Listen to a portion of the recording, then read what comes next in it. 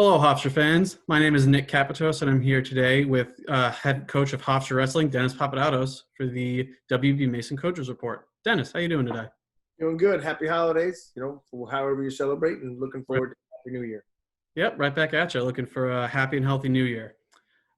This Saturday, the 2020-21 wrestling season returns with a solid matchup against Lehigh.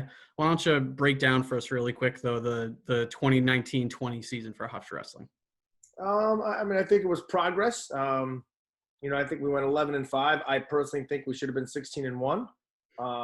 We started off well, beating a good Big 12 team, and then we struggled, lost four in a row to four teams that I think we could have beaten if we wrestled them later.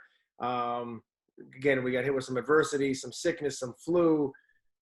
Heck, part of us wonders if it was COVID. It was in December, right? Honestly, it was before anyone even knew what it was. We got some weird virus that took half our lineup out, and they got it the day when we had three matches, and those guys were throwing up, and they wrestled, and we went 0-3, and then we tried to recover, and we lost to Criteria to Bloomsburg, and then the team got up and rallied, and we went, won 10 of our last of 11, last 8 in a row. Our only loss was to NC State after that, who was ranked third or fourth in the country. At the time, they were ranked second when we wrestled them. They finished third or fourth, at the end of the year. So, progress, with three qualifiers, including with Sage being first alternate, that technically he got in the tournament, with those three qualifiers and 5 returning EIWA conference place winners, as well as Vinny, who's placed in the IWA before. It was a solid year of progress. Not exactly where we want to be, because we think we can be really good, and Hofstra's been really good, been a top 10 program before, but we definitely took a big step. It's the biggest step we've taken in a while in the recent 10 years. So it was progress. Yeah, definitely. And just looking over your roster again, 17 returners are coming back, 10 of them starters. How does it feel to have such a talented group of wrestlers coming back for this year? It's great, and we're excited about it. We always knew it was going to be another good year. And now with COVID and everyone getting the year back, and no one really needs to redshirt, everyone's back next year, other than Garrett and Vinny and Charlie Kane. Vinny and Garrett are going to be done with their master's degrees at the end of this semester, at the end of, the next semester. So it was do a PhD. And so they're going out, they're not coming back. Sage and Ricky are coming back for their COVID year. So, we're really excited about what we have coming back. And we've signed one kid already. I'm not sure if I'm allowed to talk about him yet. We have another one committed that should be signing his NLI soon, and working on a bunch of others that, man, with the guys we have returning and the two guys we've already added, not including the other 5 or 6 we're going to get, that we're pretty deep into some good ones. We're even more excited for next year. But this year, right now, is this year, and we got a pretty good squad. Yeah, definitely. I'm just looking at the roster again, and it's just talent across the board. Like you said, 3 NCAA qualifiers coming back, a number of guys who performed well in the conference. It's exciting to see. And then let's talk a little bit about your newcomers, Joe McGinty, Erickson Velasquez, James Watterson. What have they been able to bring to the team this year? They came here at a time when things are going pretty well, so they're contributing, right? They're all, every one of them is good. Whatever you need, coach. All the grades aren't in yet, but McGinty has like a 3.9 something, and they're all doing well academically. Great practice partners. They just McGinty and Watterson and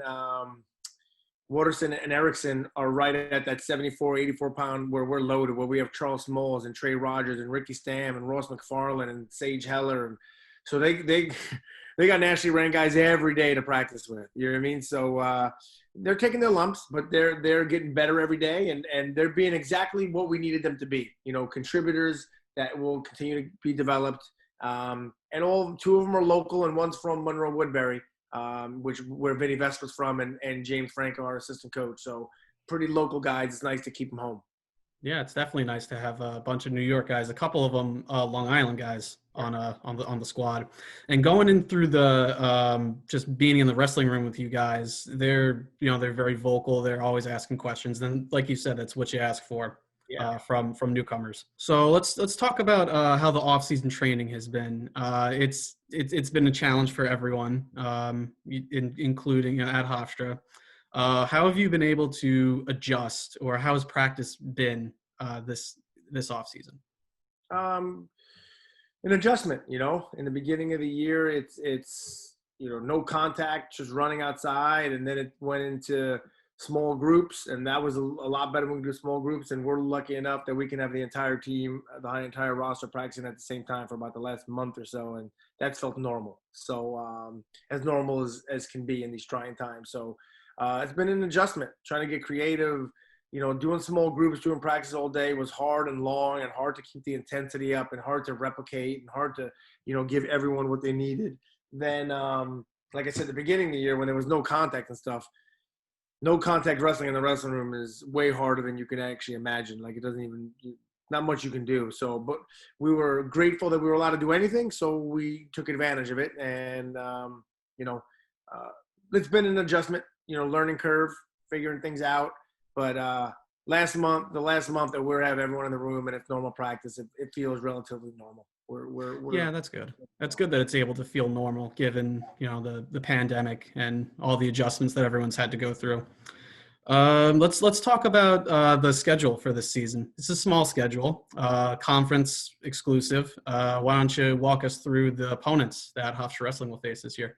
Yeah, I mean, we originally had Rutgers on there, but then the Big Ten decided that the Big Ten was only going to compete against the Big Ten.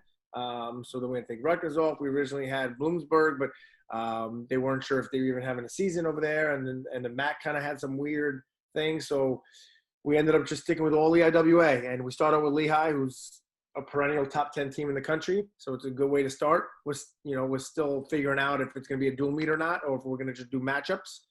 Me and their coach are going to talk soon. Then we have Bucknell at home. Same thing. We're still figuring out, like, there's so many new things that a lot of people are figuring out on if we do matches, dual meets, how we're going to get our guys ready for the end of the year. But Bucknell is going to be coming to town. Then we go to Army. Then we got LIU. And then we got Sacred Heart. Then we got Drexel. And then we got Binghamton. And then a small break. A 2-week break, and then EIWAs, and then a 2.5-week break, then nationals. EIWAs are in Spooky Nook. So there's only one competition every week, and they range from Friday, Saturday, or Sunday, and the next week. So all EIWA, we're wrestling everyone in the EIWA that's competing this year other than Navy and there's one and American, just because us American couldn't – me and American was supposed to wrestle, but it just didn't work the way the schedule changed.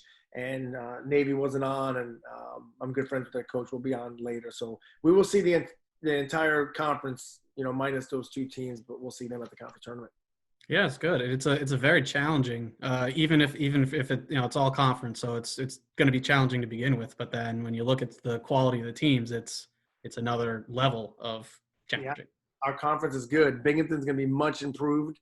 Drexel's going to be much improved. Lehigh's top 10. Sacred Heart will be a much improved. Army's, was top 15 or top 20 last year. But us and Bucknell will get votes in the top 25. There's not many weekends you have any opportunity to. You got to be ready to go every weekend. Yeah, you got to be ready to go every weekend, especially this coming weekend against Lehigh. Break down the Mountain Hawks for us really quick. What should we expect to see from them? They got a bunch of, changes as well. They informed me that they have one or two guys out, one guy out for the year. They're returning All-American heavyweight and 57-pounder. The heavyweight opted out, but now is trying to come back, but won't be back by us. The 157-pounder is out for the year, from what I understand, with an injury. It has nothing to do with COVID. But Lehigh, they're good up and down the lineup. They're always at least two deep of guys. Their starting team can qualify for nationals, and at least half their backups can qualify for nationals. So no matter what, even when they got guys out, they got a Sage Heller, Ricky Stam level guy, too deep. We're finally getting there where we got some depth, but they've had it for a long time and they have it again. So it's hard to pinpoint weights and what. We're not even so sure who they're going to wrestle because there's a few weights that we looked at it like they have two good guys. I don't know who their starter is. We're going to find out, I guess. That's all we can do, Mm-hmm. So they're hard to break them down, especially this early, especially with COVID, not knowing what they're going to do. But I guarantee you, whoever Lehigh puts out in the singlet is a national level guy at every weight class. Yeah, the first match of the year, always hard Yeah. to adjust for, especially with a team like you said, like Lehigh, that has great talent in addition to great depth. Yes. All right, I think that we're good. Catch all the action on GoHofstra.com. For Dennis Papadatos, I'm Nick Capitos with your first Wrestling WB Mason Coaches Report of the Year.